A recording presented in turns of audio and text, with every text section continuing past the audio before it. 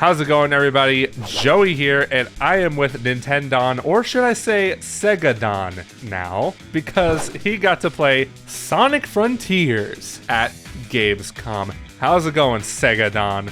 I mean, technically I started on Sega, so it's not completely inaccurate. Yeah, I'm doing good. Played through the Sonic Frontiers demo 3 times. Hi. You're not supposed to do that, Don. Breaking the Gamescom rules. How dare you? Damn. Damn, I'll go to jail now. Unfortunately. Going to Sega jail, where they make you play Sega 32X games for the rest of the time. Okay, so, Sonic Frontiers, I would need to ask you one thing. Before you played this demo, how were you feeling about this game, just from the footage that we've seen so far? Were you excited? Were you nervous? Were you a bit of both? Skeptical? Tell us. I was very much mixed. Very much so. I think until that Nintendo Direct mini trailer dropped, I wasn't sure what to make of it. Because, like, they took bits and pieces, especially in the IGN stuff, they took bits and pieces and kind of stringed them together. And it didn't really fly very well.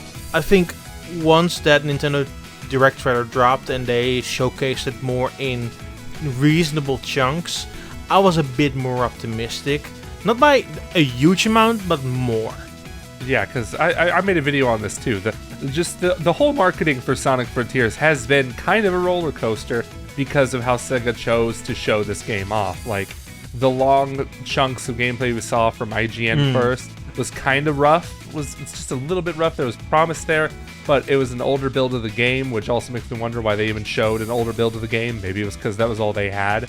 But from what I've been hearing now from people who played the game, especially from people like you, is that it seems to be... people seem to be a bit more positive on it now. Yes. Are you in this camp? Absolutely I am. I will honestly say that I would say that Sonic never felt good in a more open environment, aka look at what they did to Sonic in 2006. And then, like, after obviously the boost gameplay took hold. I mean, it tried to experiment stuff with, like, fighting in Unleashed, but they're dragged a lot, and I feel in this case, really, they at least did the management of making both sides completely acceptable, which is already a big achievement in my eyes, to be honest. But overall though, I must say that I'm more positively surprised than anything else. I would say it's still a very weird combo of how this game is set up. And you can obviously, in my gameplay, you can see of the things they showed on IGN first, where one half is those open world environments, and then somehow it's this weird shift to more the boost levels of, say, Sonic Colors and Sonic Unleashed and Sonic Generations. I think you start off in a cyberspace level 2, don't you, in Green Hill Zone? So the demo is weirdly set up. You can actually completely skip it if you want to. Oh, nice. So it doesn't actually exactly tell you that you should do it. You're just at that starting area, and you can just turn around and go into the Green Hill Zone-esque level of the cyberspace. But if you don't want to do that, you can just turn around and immediately go to the open area. I see. Which I imagine is what you did playing it again, I would say. Yes, I did. Yeah. Yeah, I feel like... You only get like a 15-minute... you only got a 15-minute time limit per demo, too, right? Right. So, like, the first time, I was just feeling the controls, and that's the session that's on the channel, where I just was kind of feeling out the controls and how everything felt. And especially, I just looked around, it's like, that's one of those cyberspace levels, I'm gonna go there.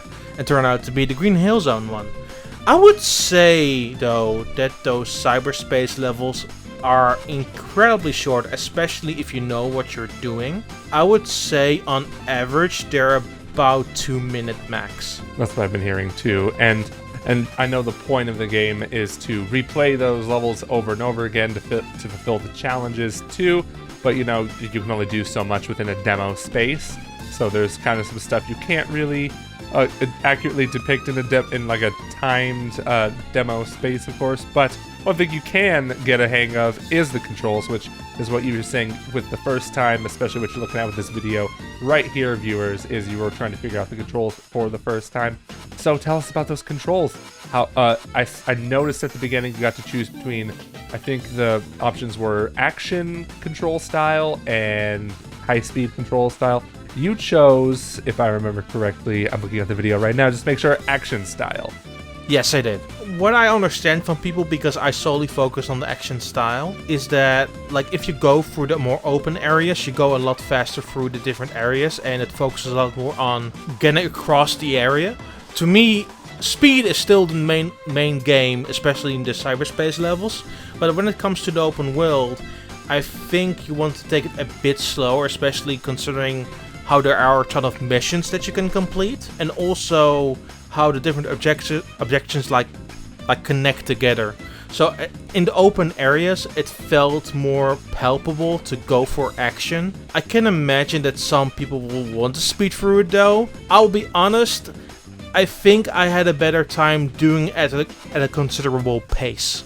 I see. You tried out the different. Did you try a different control style in a later demo? I did a little bit in my third round, like a tiny bit, but it just felt a little weird. And once again, in the open areas, that's what makes it weird, right? Because this is a Sonic game. In the open world, it might not be the best idea to go really fast.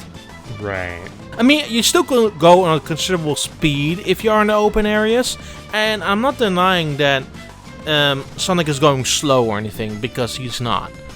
But I think that style is specifically implemented so you can focus on the actual objectives around the world.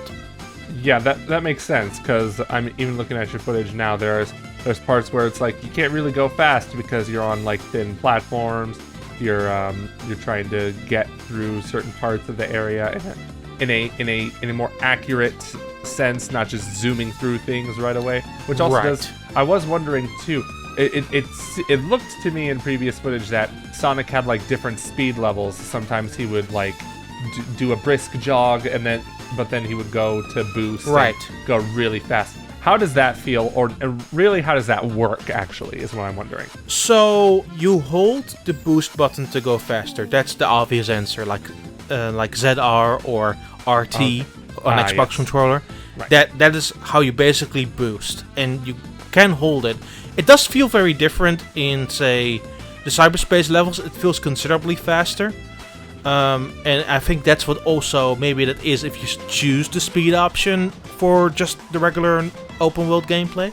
But like it does feel considerably different if you choose action, because on action it's still somewhat of, I would say, a more of a jog, but a speedy one at that. And even if you want to go faster, there are still like the speed ramps, the booster pads, your homing attack, also just pressing the A button to go more swiftly forward while using the boost. So there are ways to cross the terrain still at a considerable pace, even if you want to take it slower. Got it. Yeah, so it sounds like the control method is similar to that of Sonic Lost World, which I know a lot of people forgot how that game controlled because it's, I don't know, kind of a forgettable Sonic game. But yeah, in that game, he would just, without holding when you hold ZR, that's how you run faster. So it kind of sounds like a similar deal here with Frontiers. It does. For once again, this game, it's different, right? It's very much objective based, and I got a little bit of more of experience of that at the end of my second and third try through the demo, because the demo is basically like set up like this. You can ignore the first part if you want to. You can ignore Green Hill Zone. You run through a more structured area of the open world, and you collect your first gear, which are used to unlock specific gates and also to go to new cyberspace levels. So you collect your first gear, then you go to one of those portals, you figure out, oh, you need one more gear, and then this tower boss pops up. You use the circle ability by pressing Y and to basically remove all of his cogs, and you defeat him. Then you go into the second cyberspace levels, you return back, you go up to a mountain, collect the first Chaos Emerald, and it basically says, congratulations, you can explore the rest of the island now. And at that point, you're pretty much done with the demo. You had like 2 minutes left, yeah? I had 2 minutes left. I could fight like the bigger boss that's around that area. Like you could kind of see it in some of the footage. There's a bigger boss when you get to the end of the demo on other footage. You can attack it for more gears. So basically what I'm getting is that by doing different objectives throughout the world, you get more gears and more access to more like points in the world that allows you to go to cyberspace levels. But it's very open-ended, it seems, what you're supposed to do. Like you can more freely around to go attack enemies, to collect power-ups, to collect collectibles, and then go to the specific areas to zone out further what you're supposed to do, what you can find in the world. I think that what I really want to know, though, is does it have good controls? And better yet, a lot of people are wondering, does Sonic have momentum? Did you notice that at all? I would say the controls in themselves are really good. I would say the camera isn't particularly great, especially when you're using the... So, I'm not sure exactly what it's called again. I think the Cyclone. It's called the Cyclone, that's what it's called. I'm actually looking at the footage now. I think it's called the side loop. Side loop. Yes. So, when you're doing the side loop and you don't have something locked in, the camera jitters a little bit around you. And I think that is a bad thing. And I think they really need to fix up the camera work before they put this game on a cartridge or a disc. But like the overall gameplay element of it, like using the actual controls to attack, it is actually pretty simple. Like you can use the homing attacks, and that same button also is used to activate attacks. You can still use the homing attack, you can still jump. There's still a boost button. So all the basic elements are still there. They just added some stuff on top of it and made it a bit more complex. And speaking of Psyloop, I noticed that you use this power a lot, and I think it was because like it was kind of the power they introduced here in this demo. That's like the one thing I'm seeing that kind of makes me raise my eyebrow, and not in like the best way, because it looks very how do I say, awkward to kind of use. Yeah, and that's what I also mean with like the camera movement when you use it. Like during that tower boss, it was really awkward. Because the tower boss at a certain point just starts jumping around. So when you're doing a loop, you're kind of already locked in, even though you can just let go of the Y button. But you feel like you're locked in, like there's not much really you can do there. And I feel that side of it, they haven't really figured out the ability side all too well. Like the basic controls are absolutely acceptable and they're absolutely fine.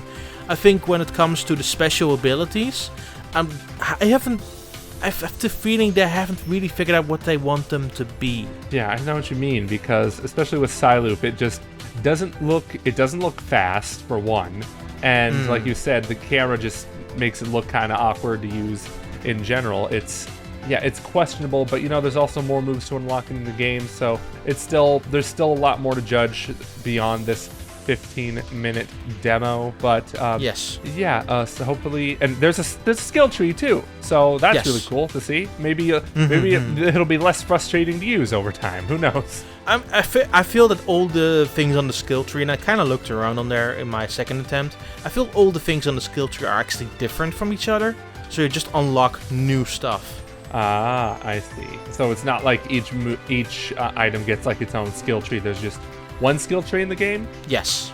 Okay. That makes sense. Yep. Okay, cool. And now let's talk about the visuals. You played this on PC, it looks like, with the classic Xbox One controller, because of course.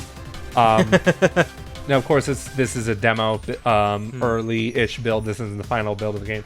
How did it look? How did it run? There's only so much you can get from an off-screen demo recorded with a camera. Of course. I would say that the game, in general, it ran really well. Like, honestly, it did. But, and here's my big but, there was some pop-in. especially in the cutscenes.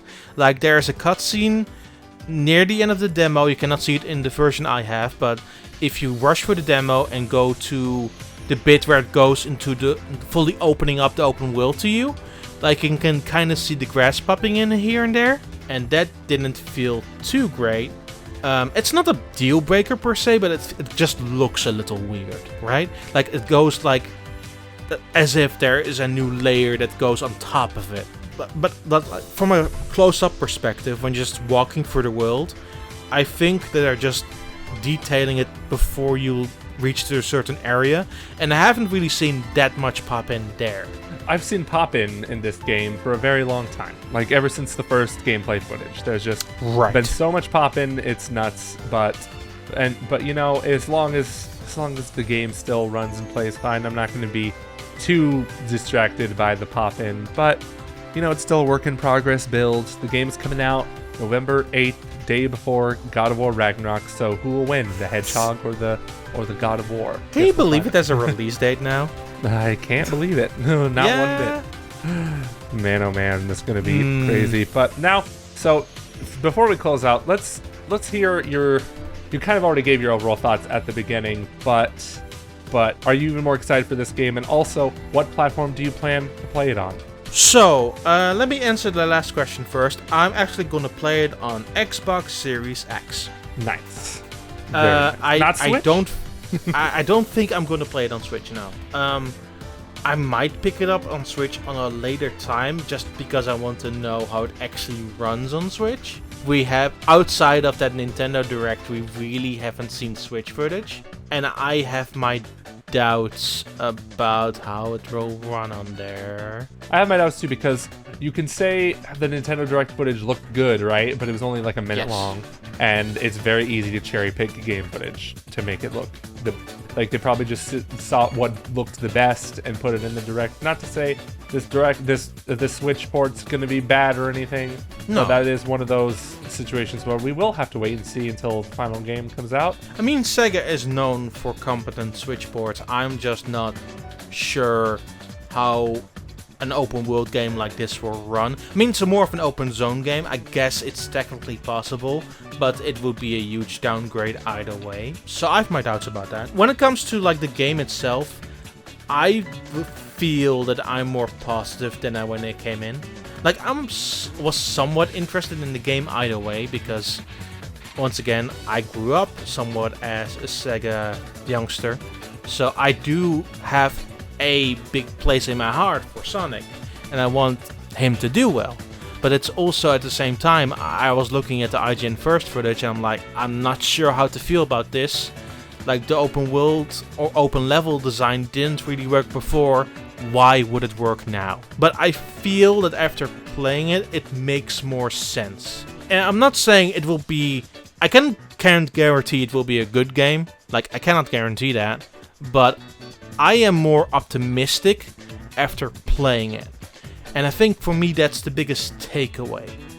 Because honestly, from the moments I played, and it might be more awkward when the full open world becomes available to you, who really knows?